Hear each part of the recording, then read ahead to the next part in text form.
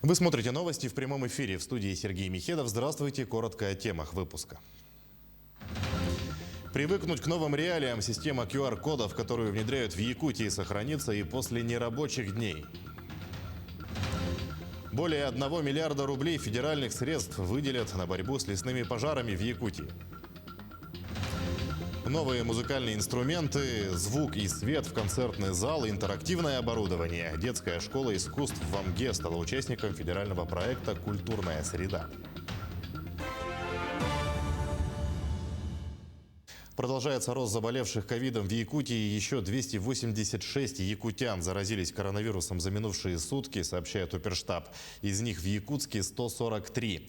В Вилюйском районе 13 случаев заражения, в Амгинском и Хангаласском по 12, в Алданском, Мегино-Кангаласском и Мирнинском по 11, в Нерюнгринском 10, в Намском и Усть-Алданском районах по 9 случаев, в Тампонском 8, в Аймеконском 7, еще в 8 районах от 1 до 6 заболевших.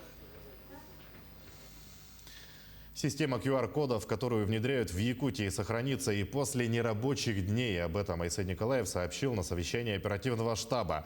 После того, как система заработает в полном режиме, допуск в те же торговые центры с 8 ноября должен обеспечиваться полностью по QR-кодам, отметил глава республики. Правительству и муниципальным образованиям поручено провести разъяснительную работу с населением. Напомним, система QR-кодов с 20 октября функционирует в организациях культуры. На предприятиях общепита этот механизм начнет распространяться с 30 октября. Что касается организации спорта, то их деятельность в период нерабочих дней приостановят. Новое здание республиканского кардиологического диспансера в Якутске присоединили к электрическим сетям. В рамках реализации крупного проекта энергетики построили 2 комплектные трансформаторные подстанции, и от них к зданию протянули 18 кабельных линий общей протяженностью более 2 километров. Теперь якутяне смогут получать квалифицированную медицинскую помощь, не выезжая за пределы республики. Энергетики гордятся тем, что вносят свой вклад в развитие здравоохранения Якутии, отметил генеральный директор ПАО «Якутскэнерго» Алексей Стручков. Более 1 миллиарда рублей федеральных средств выделят на борьбу с лесными пожарами в Якутии в следующем году. Такое решение приняли на совете под председательством полпреда президента на Дальнем Востоке Юрия Трутнева. Обсуждали подготовку к сезонам пожаров и паводков. По нашей республике увеличено финансирование на охрану лесов от пожаров на 1 миллиард 170 миллионов рублей. Из них на тушение лесных пожаров направят 309 миллионов, 640 миллионов выделят на финансирование авиапатрулей. Кроме того, наберут дополнительно более 180 авиадесантников. Отметим, что на совете глава Якутии Айсен Николаев выступил с инициативами, которые должны помочь при тушении пожаров в будущем. Подробности у нашего СОБКОРа в Москве Максима Кардозу. Обычно подобные советы проходят в разных городах Дальнего Востока. В этот раз губернаторы собрались в столице. Это позволило максимально увеличить присутствие федеральных чиновников и обсудить важные для региона вопросы на самом высоком уровне. В рамках встречи подвели итоги 6-го Восточного экономического форума и объявили о начале реализации поручений президента. Улучшение инвестиционной привлекательности Дальнего Востока, повышение транспортной доступности, повышение качества жизни людей. Мы уже приступили к выполнению поручений Владимира Владимировича. Но самой актуальной для Якутии и других субъектов округа стала тема дополнительного финансирования регионов Дальнего Востока на охрану лесов от пожаров. У нас выступал министр природных ресурсов и экологии Александр Александрович Козлов. Он говорил о том, что существенно, почти в 2 раза возросли финансовые средства, которые будут выделены на борьбу с пожарами. Но там надо еще тоже много что сделать, в том числе в нормативных актах. Мы обсуждали, что надо сделать для того, чтобы дать возможность муниципалитетам создавать защитные полосы вокруг городов и населенных пунктов. Глава Якутии Айсен Николаев в рамках совета представил инициативы, которые просто необходимы в борьбе с огнем и смогут применяться в самых разных регионах. Все они были поддержаны вице-премьером и представителями профильных министерств. Мы предложили ряд изменений и по методике определения введения чрезвычайной ситуации, чтобы чрезвычайная ситуация объявлялась не когда там уже будет много леса гореть на нескольких территориях нескольких регионов, а именно уже на территории одного региона, когда большой пожар можно было бы объявлять федеральный ЧС.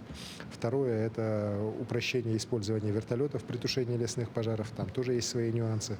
Ну и вопросы, связанные с противопожарными разрывами.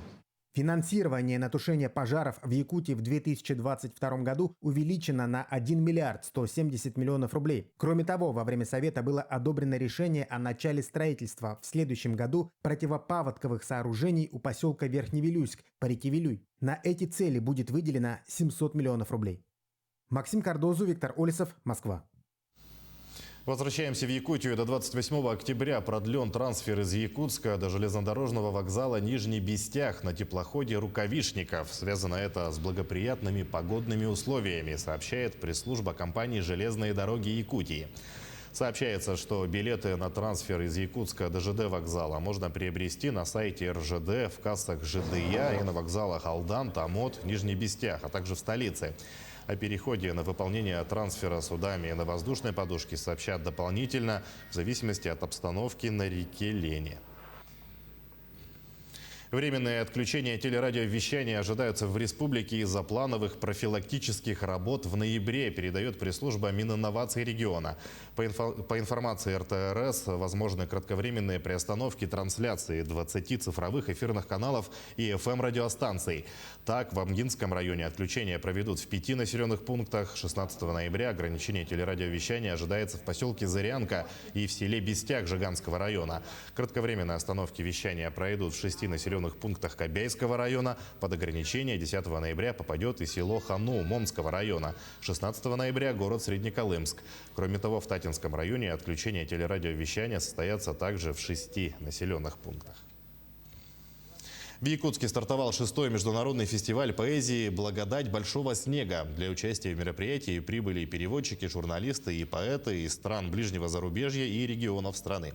Подробнее о фестивале Марферина Алексеева. Я от снега не бегу, я родился на снегу, на меня струилась с неба благодать большого снега.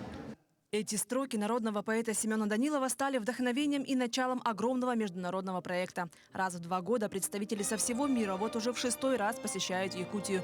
Итогом этих встреч стали десятки изданий и переводов национальных якутских произведений и сборников на разные языки мира. Привела стихотворение «Снег», который символ этого фестиваля на кыргызский язык. И это вышло в этом нашем очень популярном газете «Язык и культура». Алтынай Темирова рассказала о Темирлане Бейшенове, который, проживая в Якутске, на протяжении многих лет самостоятельно изучил якутский язык и издал словарь, в котором представлены якутские слова и словосочетания с переводом на киргизский язык. И он просил редактировать, почитать свое мнение, предисловие написать. И я благословила его, написала предисловие, и вышла эта книга. Я хочу сегодня это подарить в библиотеку университета. Многие гости впервые прибыли в Якутию и очень впечатлены снегом в октябре. Мы пока в Казахстане снега не видели. У нас плюс 15 было вчера. Я вообще-то снег люблю. Я родом с восточного Казахстана, где родился поэт Абай Кунанбайұлы, великий Мухтар Әуезов. У меня на родине снега тоже много выпадает зимой. Я рос в таких условиях, в таких природах. Мне такой вот зима, снег очень близко. В рамках данного мероприятия будут рассмотрены острые проблемы популяризации родного языка среди молодежи и подрастающего поколения, отсутствие переводов национальной литературы на языках мира и сохранение языкового многообразия. Также состоялась встреча якутских писателей-переводчиков с гостями. В программе запланированы онлайн-встречи с читателями и студентами. Как поэт, как творческий человек, я безмерно рада тому, что мои стихи можно читать не только на русском языке, но на языке братских тюркских народов и других народов, европейских и так далее. Это для нас просто классная возможность, конечно, услышать родной голос на языках других народов. Программа фестиваля обширна. Гости планируют посетить Горный район, родину народных писателей Семена и Сафрона Даниловых, а также музей и галерею якутского художника-живописца Афанасия Осипова. Отметим, что фестиваль поэзии проходит с соблюдением всех санитарно-эпидемиологических норм. Большинство мероприятий пройдут в режиме онлайн. Марферина Алексеева, Артем Алексеев, Джулус Накентьев, Якутск. Победители республиканского этапа национального чемпионата «Билимпикс» готовятся к российскому финалу. Отборочные соревнования пройдут в Москве с 16 по 18 ноября. Якутию представят 8 участников. Все они успешно прошли региональный этап и покажут свое мастерство по компетенциям прикладная эстетика, ресторанный сервис, зубной техник, предпринимательство и другие. Кроме студентов, к чемпионату готовятся ученики 5-й школы Якутска и Республиканской коррекционной школы. По словам конкурсантов, требования российского финального отбора гораздо выше. В каждом модуле есть определенное свое время. То есть, например, в ресторанном сервисе они вытягивают жеребьевку, и, например, за 5 минут они должны сделать 10 разных салфеток. То же самое, что и в прикладной эстетике, допустим, да, там они тоже по жеребьевкам работают, то есть за 15 минут они должны нанести какой-то, сделать какой-то массаж, что-то такое. Вот. То же самое и в компетенции предпринимательства школьники будут участвовать у нас в дистанционном формате. Победители этого года, они будут рекомендованы войти в расширенный состав сборной России уже на 2023 год, к 11-му международному чемпионату. Амгинской детской школе искусств имени Анатолия Черемных посчастливилось пройти отбор и стать участником федерального проекта «Культурная среда» нацпроекта «Культура». Разработана дорожная карта, заключены договоры с производителями и поставщиками из Москвы, Санкт-Петербурга, Тулы, Екатеринбурга и Якутска. Летом школа приобрела учебную и методическую литературу, свет и звук в концертный зал, интерактивное оборудование, а также компьютерную технику. Кроме того, получили музыкальные инструменты, в том числе концертный рояль «Михаил Глинка» стоимостью около 2 миллионов рублей. Работали очень дружно. Вот это взаимодействие дало результаты, я считаю, да? И то, что мы получили почти на 7 миллионов оборудования, это говорит, и музыкальных инструментов, это говорит о том, что на нас теперь ложится очень большая ответственность. Мы должны подняться на новую ступень развития. Вдвойне рады, что мы приобрели салонный рояль «Михаил Глинка». С 2013 года мы сотрудничаем с компанией «Нева Саунд». На канале Якутия-24 мы продолжим обзор основных событий. Оставайтесь с нами.